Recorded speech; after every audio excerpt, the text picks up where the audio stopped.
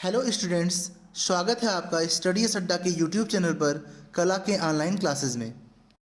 पिछली कक्षा में हमने हड़प्पा सभ्यता से बनने वाले कुछ महत्वपूर्ण प्रश्नों पर विचार किया, चर्चा किया।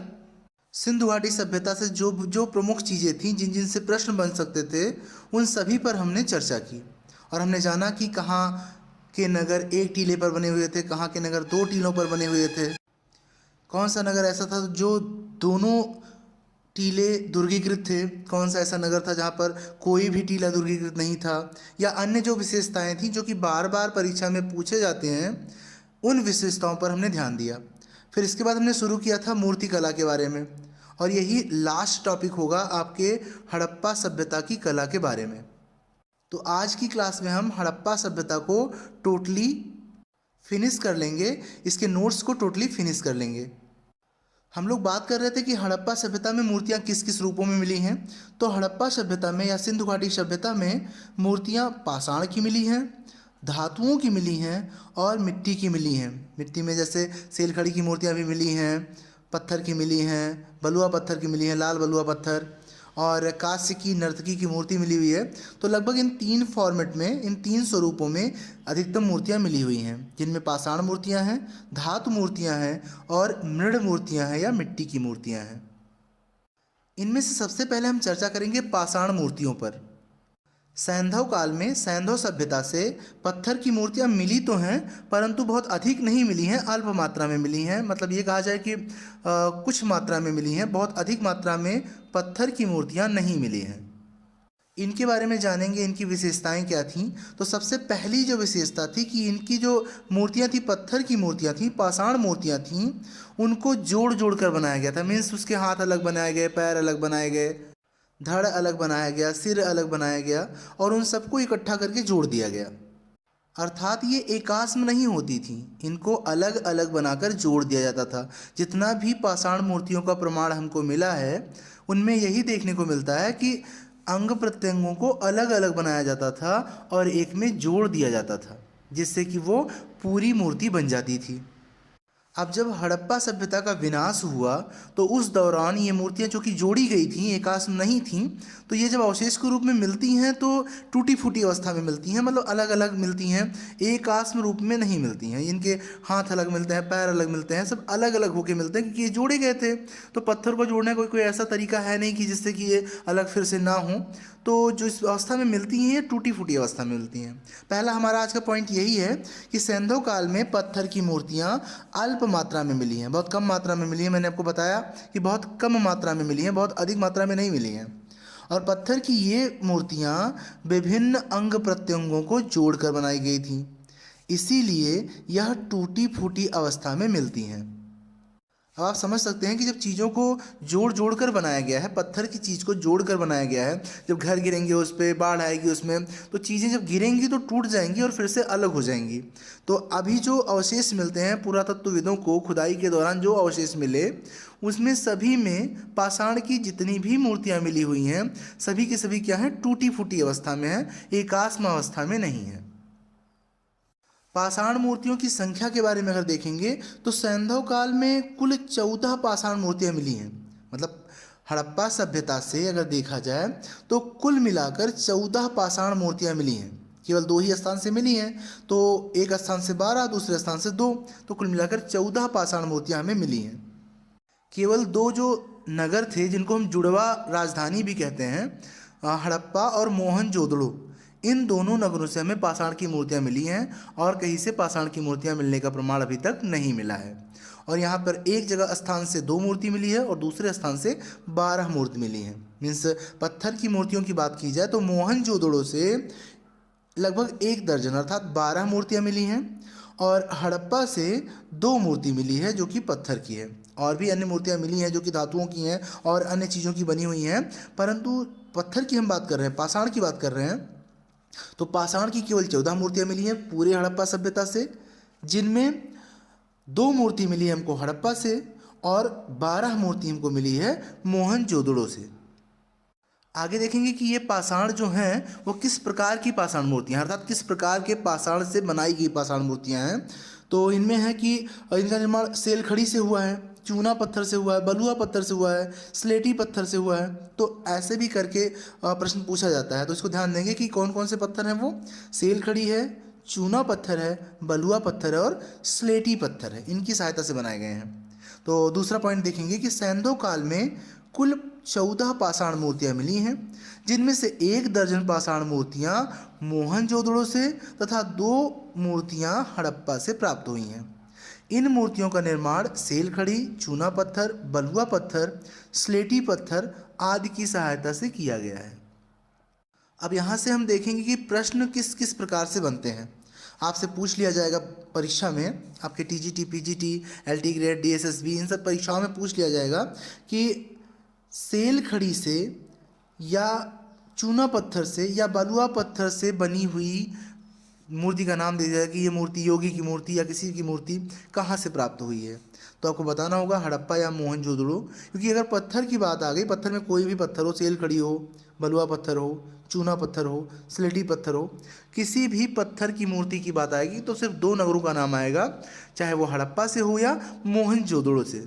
अब हड़प्पा से 2 ही मिले हैं और मोहनजोदड़ो से कुल मिलाकर 12 मिले हैं। तो प्रश्न बनता है कि हड़प्पा से कुल कितनी पाषाण मूर्तियां मिली हैं। आपका उत्तर होगा 12।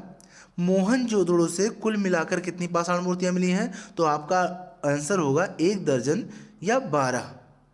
मतलब हड़प्पा से आपको 2 ही मिली हैं, हड़प्पा से आपको 2 पाषाण मूर्तियां और मोहनजोदड़ो से 12 पाषाण मूर्तियां मिली हैं। इनमें किस किस प्रकार के पत्थरों का प्रयोग किया गया है, तो सेलखड़ी पत्थर का प्रयोग किया गया है, चूना पत्थर का प्रयोग किया गया है, बलुआ पत्थर का प्रयोग किया गया है या स्लेटी पत्थर का प्रयोग किया गया है। अगला बिंदु देखेंगे कि हड़प्पा से प्राप्त मूर्तियां मोहनजोदड़ो की तुलना में अधिक आकर्षक हैं। मीन्स हड़प्पा से 2 ही मूर्ति मिली है, लेकिन वो मोहनजोदड़ो के 12 मूर्तियों से अधिक आकर्षक हैं। वैसे 12 से नहीं कहेंगे, कुछ ऐसी मूर्तियां भी हैं जो मोहनजोदड़ो में अत्यधिक आकर्षक हैं, तो 12 से तो नहीं कहेंगे, लेकिन कुल मिलाकर अगर देखा जाए तो हड़प्पा से जो मूर्तियां मिली हैं पाषाण की, वो मोहनजोदड़ो से जो मूर्तियां मिली हैं पाषाण की, उनसे अधिक आकर्षक हैं। और इस तरह से हम कह भी सकते हैं कि जहाँ अच्छे शिल्पकार रहेंगे वहाँ अच्छी शिल्पकला होगी, अर्थात जहाँ पत्थर काट कर मूर्तियाँ बनाने वाले अच्छे कलाकार होंगे वहाँ पर अच्छी कला बनेगी। तो इस तरह से ये भी कहा जा सकता है कि हड़प्पा के जो शिल्पकार थे, अर्थात हड़प्पा के जो मूर्तिकार थे, वो वास्तविक रूपांकन में अधिक दक्ष थे। वास्तविक रूपांकन क्या होता है, जैसे इंसान का जो अनुपात होता है सर का, धड़ का, पैर का, हाथ का, या जैसा दिखने में लगता है, तो वास्तविकता से मेल खाता हुआ मूर्तियाँ वो लोग बनाते थे। वो लोग ऐसी मूर्तियां बनाते थे जो वास्तविकता से मेल खाती थी। अब इस पेज से आपको जो महत्वपूर्ण बिंदु मिल रहे हैं वो ये हैं कि सैंधव काल में जो मूर्तियां मिली हैं वो पत्थर की मूर्तियां भी मिली हैं, लेकिन कम मात्रा में मिली हैं। अर्थात पत्थर की कुल 14 मूर्तियां मिली हैं, जिनमें 2 मूर्ति हड़प्पा से मिली है। ये सारी चीज़ें, सारी बातें बहुत ही इंपॉर्टेंट हैं, ध्यानपूर्वक इनको सुनिएगा कि हड़प्पा सभ्यता में हड़प्पा नगर से या सिंधु घाटी सभ्यता में हड़प्पा नगर से 2 पाषाण मूर्ति मिली है और 1 दर्जन अर्थात 12 मूर्तियां पाषाण की मोहनजोदड़ो से मिली हैं। अन्य की बात अलग है, धातुओं की बात अलग है और मिट्टी की मूर्तियों की बात अलग है। केवल हम अभी बात कर रहे हैं पाषाण मूर्तियों की। तो पाषाण की जो मूर्तियां मिली हैं वो 12 मूर्तियां मिली हैं मोहनजोदड़ो से और 2 मूर्ति मिली है हड़प्पा से। परंतु अगर कलाकारी की दृष्टि से या वास्तविकता की दृष्टि से देखा जाए कि जो रूपांकन किया गया है उन मूर्तियों में, जो रूप बनाए गए हैं, वो वास्तविकता से कौन से अधिक मेल खाते हैं, तो हड़प्पा वाले जो हैं वो वास्तविकता से अधिक मेल खाते हैं। मीन्स जो हड़प्पा में मूर्तियाँ प्राप्त हुई हैं दोनों, वो वास्तविकता के बिल्कुल नज़दीक हैं। इन सभी पाषाण मूर्तियों को एकाश्म नहीं बनाया गया, अर्थात एक भाग में, एक टुकड़े में नहीं बनाया गया है। इनके हाथ, पैर, धड़, सिर ये सब अलग अलग बनाए गए हैं और इनको एक साथ करके जोड़ दिया गया है। अर्थात ये एकाश्म नहीं है, ये जोड़े गए हैं। और विनाश के दौरान, हड़प्पा सभ्यता के विनाश के दौरान इन मूर्तियों के जो भाग जोड़े गए थे वह सभी के सभी क्या हुए हैं, अलग अलग हो गए हैं और अवशेष के रूप में जब हमको ये मिलते हैं तो अलग अलग मिलते हैं।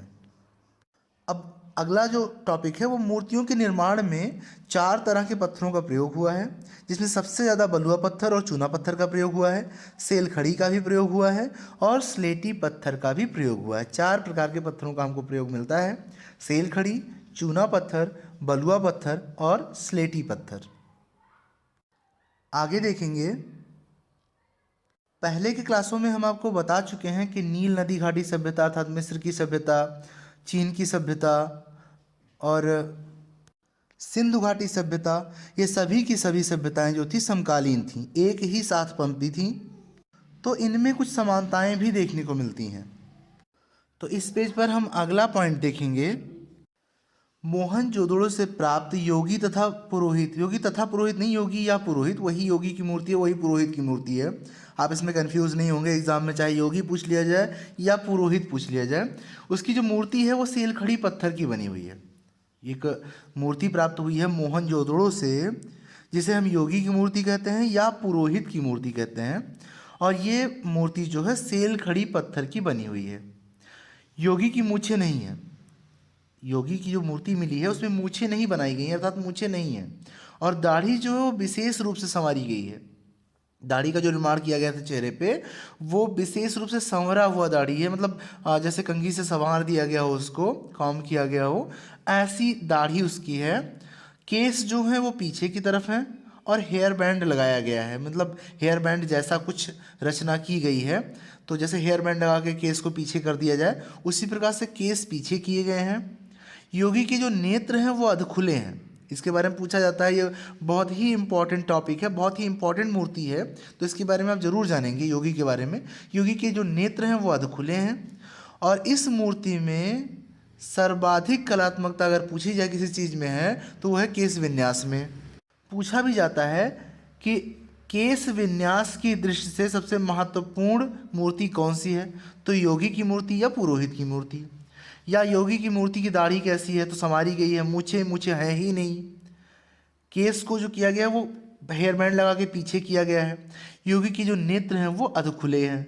इस वीडियो के लास्ट में हम ये सारी जो मूर्तियां हैं इनको हम आपको स्क्रीन पे दिखा देंगे, और भी जो यहाँ से जुड़ी हुई चीज़ें हैं, हड़प्पा सभ्यता से जुड़ी हुई चीज़ें हैं, उनको हम आपको फ़ोटोज़ के माध्यम से दिखा देंगे, मतलब उनकी फ़ोटोज़ हम आपको दिखा देंगे ताकि आपको उनको याद रखने में आसानी मिले। योगी की मूर्ति की विशेषताएं क्या क्या हैं? पहला हो गया मूछें नहीं है, दूसरा है दाढ़ी विशेष रूप से संवारी गई है, तीसरा केस को हेयर बैंड लगा के पीछे किया गया है, नेत्र अधखुले हैं, और इसमें जो सर्वाधिक कलात्मकता दिखाई गई है वो केस विन्यास में दिखाया गया है, बालों में ही दिखाया गया है। बाल जो इसके हैं सबसे कलात्मक हैं। वैसे तो हड़प्पा सभ्यता से जो प्राप्त मूर्तियां हैं, 2 मूर्तियां प्राप्त हुई हैं हड़प्पा नगर से। हड़प्पा सभ्यता से तो कुल मिलाकर पाषाण की 14 मूर्तियां प्राप्त हुई हैं, लेकिन हड़प्पा नगर से 2 पाषाण मूर्तियां प्राप्त हुई हैं।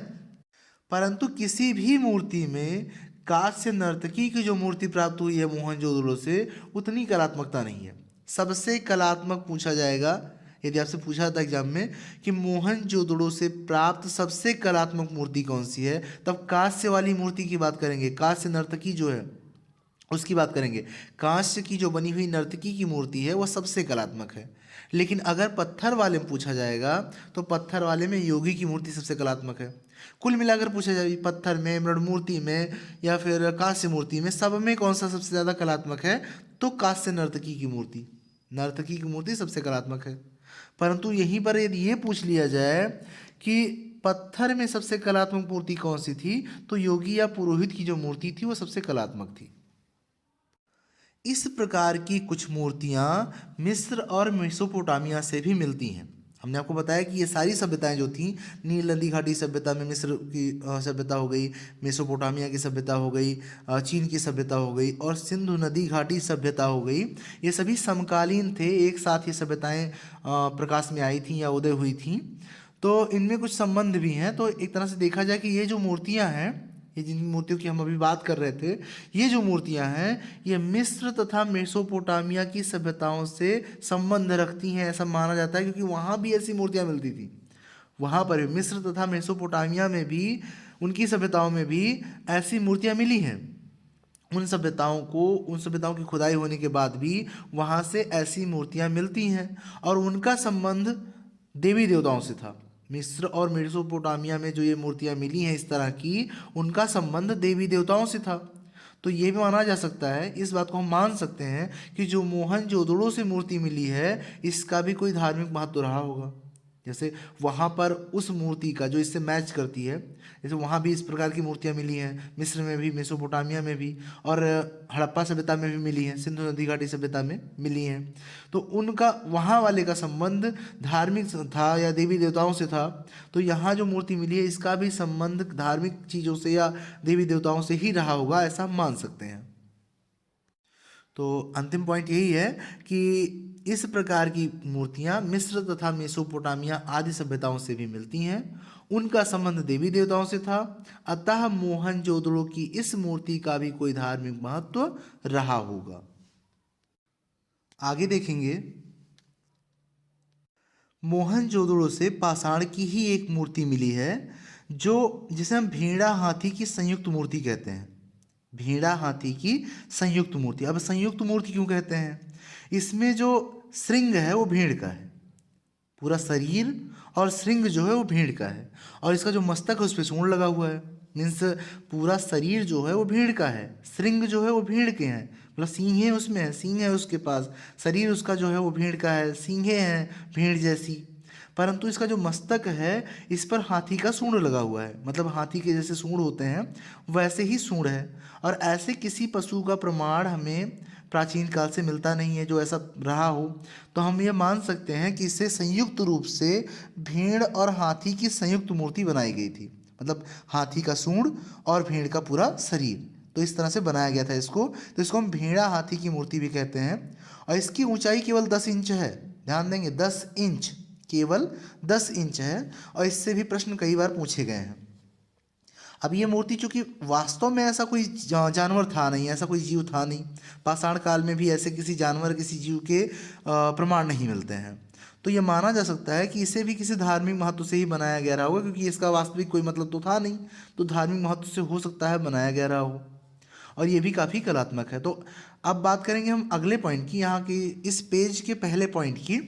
तो मोहनजोदड़ो से प्राप्त श्वेत पाषाण से निर्मित, अब ये किससे निर्मित है? श्वेत पाषाण, सफ़ेद पत्थर से निर्मित है, 10 इंच ऊंची भेड़ा हाथी की संयुक्त पशु मूर्ति मिली है।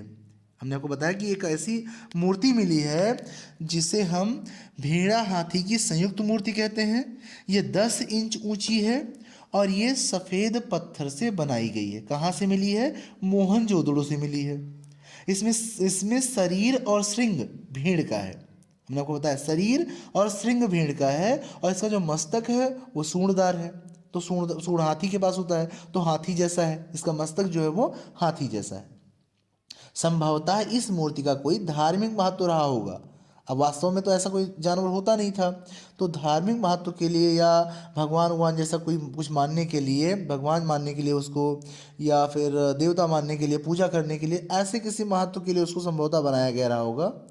और इस मूर्ति को अत्यधिक कलात्मक भी माना जाता है, क्योंकि इसमें 2 जानवरों की कला को मिलाया गया है, तो इसे अत्यधिक कलात्मक भी माना जाता है।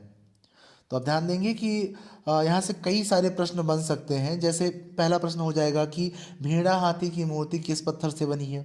तो श्वेत पत्थर से बनी हुई है, श्वेत सफ़ेद पत्थर से बनी हुई है। इसकी ऊंचाई कितनी है? इसकी ऊंचाई 10 इंच है। और भेड़ा हाथी की मूर्ति क्यों कहते हैं? इसमें कौन कौन से जानवर का सम्मिश्रण किया गया है, संयुक्त रूप से किस किस को मिलाया गया है? तो इसमें भेड़ को मिलाया गया है और हाथी को मिलाया गया है। इसे भेड़ा हाथी में हाथी का क्या पार्ट है? तो सूंड है। और भेड़ का क्या पार्ट है? तो वो शरीर और श्रृंग है। श्रृंग मतलब सींग।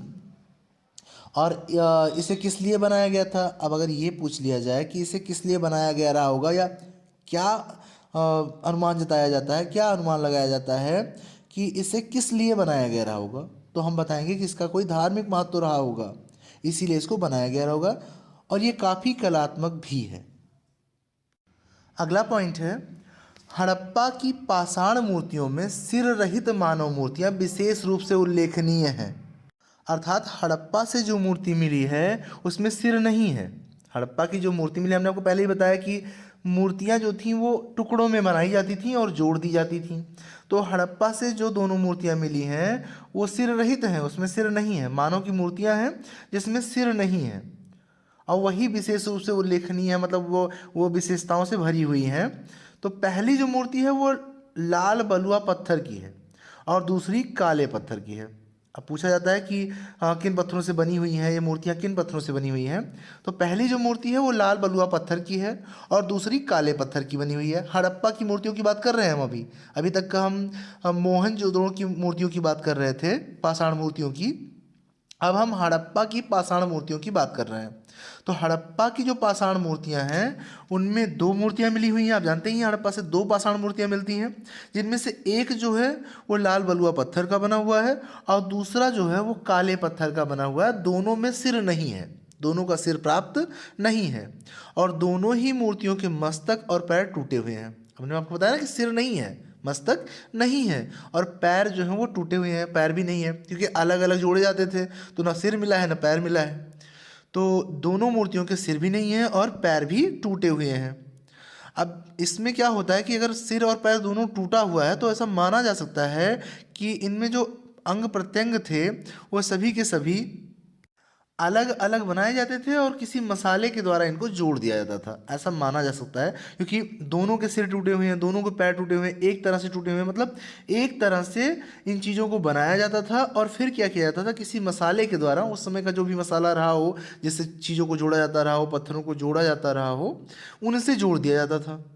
तो इनके जो मस्तक हो गए, हाथ हो गया, पैर हो गया और शरीर के विभिन्न और अंग हो गए, इन सबको क्या किया जाता था कि मसालों के द्वारा जोड़ा जाता था, जिनमें इन दोनों मूर्तियों के सिर नहीं मिले हैं और पैर नहीं मिले हैं, सिर और पैर दोनों के नहीं मिले हैं। अब इसको एक सिस्टम भी मान सकते हैं, एक प्रथा भी मान सकते हैं कि उस समय जो मूर्तियां बनाई जाती थीं उनके अंग प्रत्यंग अलग अलग बनाए जाते थे और फिर बनाकर उनको किसी मसाले के द्वारा जोड़ दिया जाता था। यही प्रथा उस समय प्रचलित रही होगी। इनमें से बनने वाले महत्वपूर्ण प्रश्नों को देख लेंगे कि हड़प्पा से जो मूर्तियां मिली हैं वो किस पत्थर की बनी है। तो एक लाल बलुए पत्थर से बनी है और दूसरा काले पत्थर से बनी हुई है। दूसरा जो महत्वपूर्ण प्रश्न बनता है कि यहाँ की मूर्तियों के कौन से भाग प्राप्त हुए हैं या कौन से भाग नहीं प्राप्त हुए हैं। तो यहाँ पर धड़ प्राप्त हुआ है, मस्तिष्क, मस्तक और पैर प्राप्त नहीं हुए हैं, मतलब मूर्तियों के सिर जो हैं वो प्राप्त नहीं हुए हैं, सिर रहित हैं ये, और पैर भी जो हैं वो टूट गए हैं, पैर भी इसके प्राप्त नहीं होते हैं या टूटे हुए प्राप्त होते हैं। तो इस तरह से हम कह सकते हैं कि ये दोनों जो हैं, जो उसमें धड़ प्राप्त हुआ है और सिर और पैर जो हैं वो टूटे हुए हैं। और इनको किस तरह से बनाया जाता था, तो इनको अलग अलग बनाया जाता था और फिर किसी मसाले के द्वारा जोड़ दिया जाता था। आगे देखेंगे, इन मूर्तियों को इतनी कुशलता से बनाया गया है या इन मूर्तियों की शारीरिक बनावट को इतनी कलाकारी से उभारा गया है कि इनको देखने के बाद ऐसा लगता है कि उस समय के जो कलाकार थे, मूर्तिकार थे, वो अत्यंत कुशल थे, एकदम से उच्च कोटि की, एकदम अच्छी क्वालिटी की स्वाभाविक प्रतिमाओं का ये लोग निर्माण करते थे। मतलब जैसा वास्तविक होता है, एकदम वास्तविकता के करीब, एकदम यथार्थ जो दिखे, ऐसी मूर्तियां बनाते थे। और ऐसी मूर्तियां हमें और कहाँ देखने को मिलती हैं, अगर ऐतिहासिक युग में देखें, ऐतिहासिक काल में देखें, तो दीदारगंज की जो यक्षिणी की मूर्ति है, इसमें भी ऐसी ही कलात्मकता दिखाई गई है। शारीरिक सौष्ठव को, शारीरिक बनावट को बहुत ही अच्छे तरीके से उभारा गया है। या गांधार कला की बात करें, गांधार में जो प्रतिमाएं बनती थीं, बुद्ध की प्रतिमाओं की बात हो रही है कि गांधार में जो बुद्ध की प्रतिमाएं बनती थी उनमें भी ऐसी ही यथार्थता देखने को मिलती थी कि कलाकार जो होते थे वो शारीरिक बनावट को बहुत ही क्लियर, बहुत ही यथार्थ रूप में बनाते थे। तो इस पॉइंट को समझेंगे कि हड़प्पा की इन दोनों ही मूर्तियों की शारीरिक बनावट में कलाकार ने अत्यंत कुशलता के साथ उभारा है। हड़प्पा की इन दोनों मूर्तियों में, हड़प्पा से दो ही मूर्तियां पाषाण की प्राप्त हुई हैं और इन दोनों मूर्तियों में कलाकारों ने शारीरिक बनावट को अत्यंत कुशलता के साथ उभारा है, अर्थात शारीरिक बनावट एकदम असली जैसी लगती है, एकदम वास्तविक लगती है। और इन्हें देखने से ऐतिहासिक युग की दीदारगंज की यक्षिणी जैसी मूर्तियों का आभास होता है। अब यहाँ एक प्रश्न आपका और क्लियर हो गया कि यक्षिणी की मूर्ति कहाँ से प्राप्त हुई है, तो दीदारगंज से। यक्षिणी की मूर्ति किस काल की है, तो ऐतिहासिक काल की है। तो यहाँ से एक प्रश्न आपका और तैयार हो गया। यक्षिणी की मूर्ति से संबंधित प्रश्न जो है वो भी आपका यहाँ से तैयार हो गया कि यक्षिणी की मूर्ति कहाँ से प्राप्त हुई है, दीदारगंज से। और यक्षिणी की मूर्ति किस काल की है, तो ऐतिहासिक काल की है। या दीदारगंज से कौन सी मूर्ति प्राप्त हुई है, तो यक्षिणी की मूर्ति प्राप्त हुई है। इसकी विशेषता क्या है, तो इसकी विशेषता इसका शारीरिक सौष्ठव है। मतलब इसका जो शारीरिक बनावट है इसको इतने अच्छे से उभारा गया है कि ये वास्तविकता का आभास कराते हैं। आगे देखेंगे कि यूनानी कलाकारों ने गांधार के बुद्ध प्रतिमाओं के निर्माण में जो यथार्थता दिखाई है, यहाँ समझिएगा, यहाँ पे और भी प्रश्न तैयार हो रहे हैं आपके, कि यूनानी कलाकारों ने गांधार कला में, गांधार की मूर्ति कला में बुद्ध की प्रतिमाओं के निर्माण में जो यथार्थता दिखाई है वही इन मूर्तियों में देखी जा सकती है। अर्थात यूनान के कलाकारों ने बुद्ध की प्रतिमाएं बनाई हैं जो कि गांधार से संबंधित है, गांधार मूर्तिकला से संबंधित है। मथुरा मूर्तिकला, गांधार मूर्तिकला, इस तरह से तो गांधार की मूर्तिकला से संबंधित हैं और इनका जो निर्माण हुआ है ये बिल्कुल यथार्थ दिखाई देते हैं। तो इसमें भी आपका एक प्रश्न तैयार हो गया कि यूनानी कलाकारों ने जो गांधार की बुद्ध की प्रतिमा बनाई है, उसने किसने बनाई है, बुद्ध की प्रतिमा गांधार की किसने बनाई है, तो यूनानी कलाकारों ने बनाई है। और इसमें विशेषता क्या है, ये एकदम बिल्कुल यथार्थ दिखते हैं, ऐसे लगता है जैसे वास्तविक मनुष्य का शरीर हो, शरीर को ऐसे इतने अच्छे तरीके से संवारा गया, इतने अच्छे तरीके से काट कर बनाया गया है कि लगता है जैसे वास्तविक मनुष्य का शरीर हो।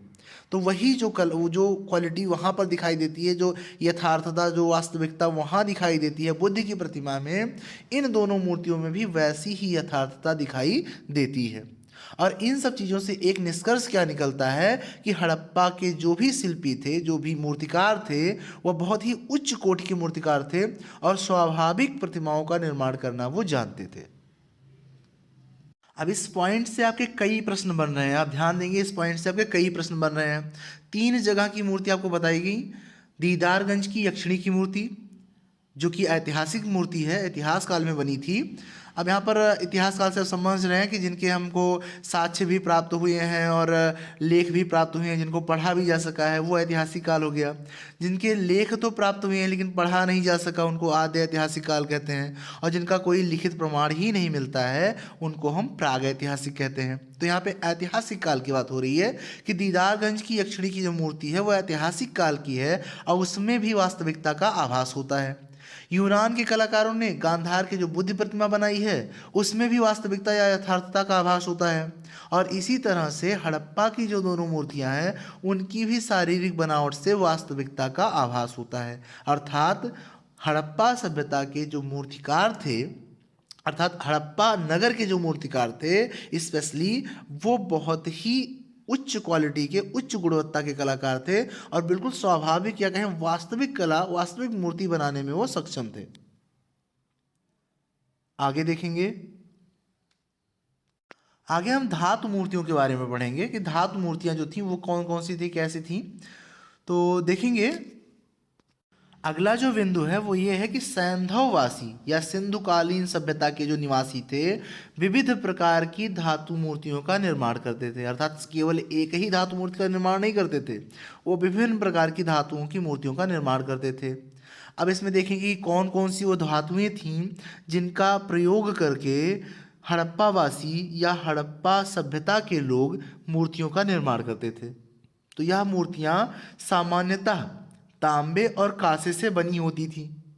ये नहीं कहेंगे कि केवल तांबे और कांसे से बनी होती थी, लेकिन सामान्यतः मतलब अधिकाधिक जो मूर्तियां प्राप्त हुई हैं साक्ष्य के रूप में, उनमें मैक्सिमम जो है वो, अधिकांश जो है वो तांबे और कांसे से बनी हुई हैं। तो यह जो मूर्तियां थी वो तांबे और कांसे से बनी होती थी। यहाँ भी प्रश्न आपसे पूछा जा सकता है कि सिंधुकालीन सभ्यता में जो धातु मूर्तियां प्राप्त हुई हैं उनमें अधिकांश मूर्तियां किस धातु की बनी हुई हैं, तो तांबे और कांसे से बनी हुई हैं।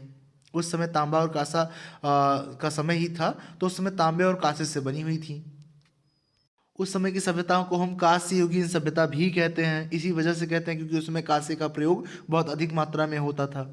तो वहाँ जो मूर्तियाँ मिली हैं उनमें 2 तरह की धातुओं की मूर्तियों के साक्ष्य मिलते हैं। पहला है तांबा और दूसरा है कांसा। अब इनके निर्माण के बारे में जानेंगे कि निर्माण कैसे होता था इनका। तो इनका निर्माण जब होता था तो धातु मूर्तियों को सांचे में डालकर ढलाई की जाती थी या बनाया जाता था। सांचे में डाल देते थे, धातुओं को गर्म करते थे और पिघली हुई धातु को सांचे में डाल देते थे, जिससे क्या होता था कि वो जो धातु होती थी वो सांचे का रूप ले लेती थी।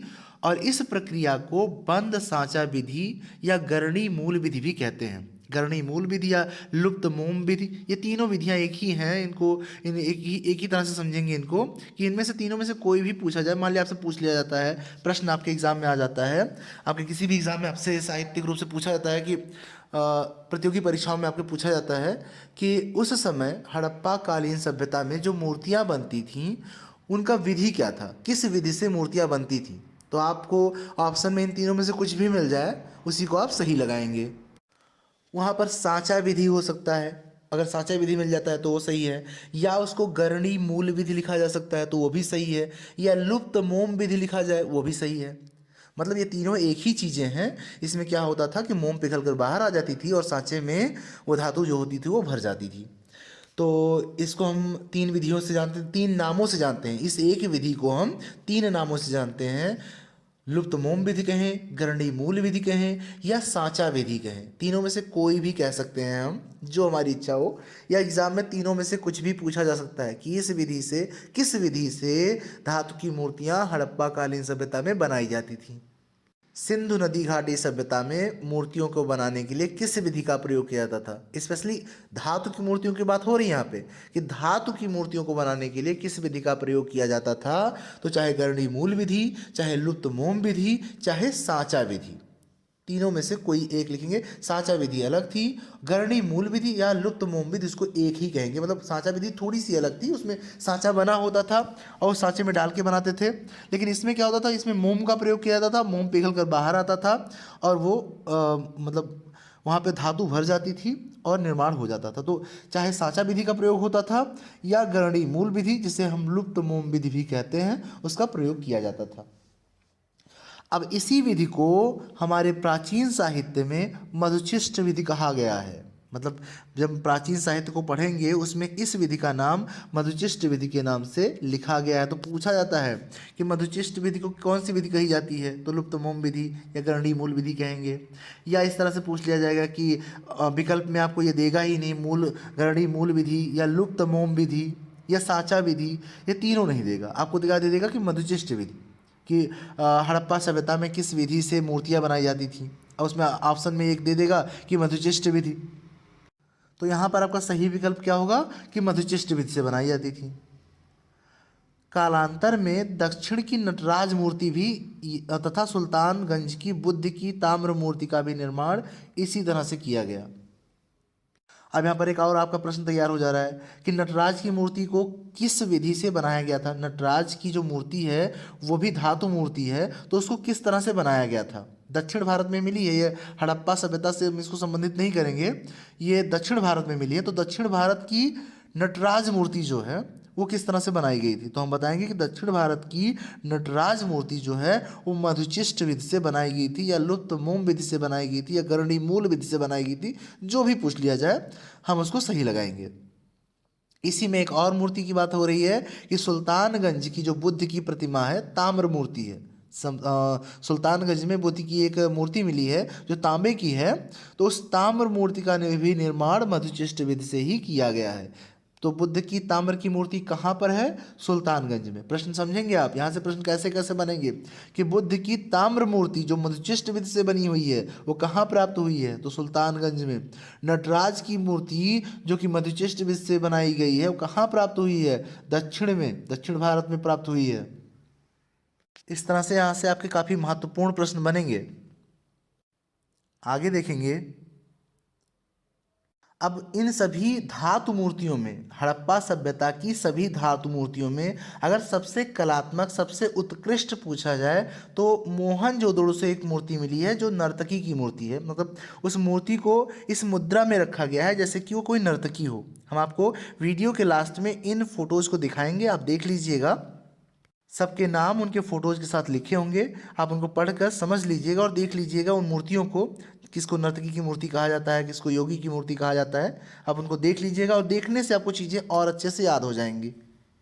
और इस नर्तकी की मूर्ति को धातु की प्रथम मूर्ति भी माना जाता है, मानव द्वारा निर्मित। मतलब पूरे विश्व में मानव द्वारा निर्मित पहली धातु मूर्ति किसे कहा जाता है, तो यही जो मोहनजोदड़ो से प्राप्त हुई है कांस्य नर्तकी की मूर्ति, इसी को हम मानव द्वारा निर्मित, पूरे विश्व में मानव द्वारा निर्मित प्रथम धातु मूर्ति कहते हैं। ध्यान दीजिएगा इस बात पे कि धातु की प्रथम मूर्ति, जो पहली बार मानव द्वारा धातु की मूर्ति बनाई गई, वो कौन सी थी? तो वो यही थी, धातु की कांसे की नर्तकी की मूर्ति। पहला पॉइंट देखेंगे कि समस्त धातु मूर्तियों में सर्वाधिक कलात्मक धातु मूर्ति मोहनजोदड़ो से प्राप्त नर्तकी की मूर्ति है, जिसमें मानव द्वारा निर्मित प्रथम धातु मूर्ति माना जाता है। इसे ही मानव द्वारा निर्मित प्रथम धातु मूर्ति माना जाता है। अगला पॉइंट देखेंगे, सैंधववासी कांसे की अपेक्षा तांबे की वस्तुओं का प्रयोग अधिक करते थे। हमने आपको बताया कि सैंधववासी जो थे वो कांसे की अपेक्षा तांबे की वस्तुओं का प्रयोग अधिक करते थे। कांसा कम प्रयोग करते थे और तांबा अधिक प्रयोग करते थे। कांसे में प्रयुक्त होने वाला टिन जो था वो बाहर से आता था, आयात किया जाता था मतलब बाहर से मंगाया जाता था। कांसा तो यहाँ मिल जाता था लेकिन तांबा यहाँ नहीं मिलता था। सॉरी, टिन यहाँ नहीं मिलता था, टिन यहाँ पर नहीं मिलता था। कांसा मिलता था, टिन नहीं मिलता था। तो कांसा हम लोग बनाते थे क्योंकि कांसा मिल जाता था। तांबे में हम टिन मिलाकर उसको कांसा बनाते थे। तांबे में हम लोग टिन मिलाते थे और टिन मिला के क्या बनता है? कांसा। तांबा मिल जाता था यहाँ पे, तांबा यहाँ उपलब्ध था और तांबे में हम मिलाते थे टिन, तो बनता क्या था? कांसा। लेकिन टिन जो मिलाते थे उसे हमें बाहर से मंगाना पड़ता है। अब जो चीज़ घर की होती है वो ज़्यादा इस्तेमाल होती है और जिसको हमें बाहर से मंगाना होता है वो कम इस्तेमाल होती है। तो टिन को बाहर से आयात करना पड़ता था, इसलिए कांसा बनाने के लिए तांबे और टिन को मिलाते थे, तो इसलिए कांसे का प्रयोग कम होता था क्योंकि टिन बाहर से मंगाना पड़ता था तभी कांसा बनता था, तो इसलिए उसका प्रयोग कम होता था। तो ध्यान रखेंगे कि तांबा यहाँ उपलब्ध था तो तांबे का प्रयोग अधिक था और कांसा यहाँ पर उपलब्ध नहीं था क्योंकि टिन यहाँ पर उपलब्ध नहीं था, और टिन मंगाते थे तभी तांबे में मिला के कांसा बनाते थे, तो इसीलिए कांसे का प्रयोग कम होता था और तांबे का प्रयोग अधिक होता था।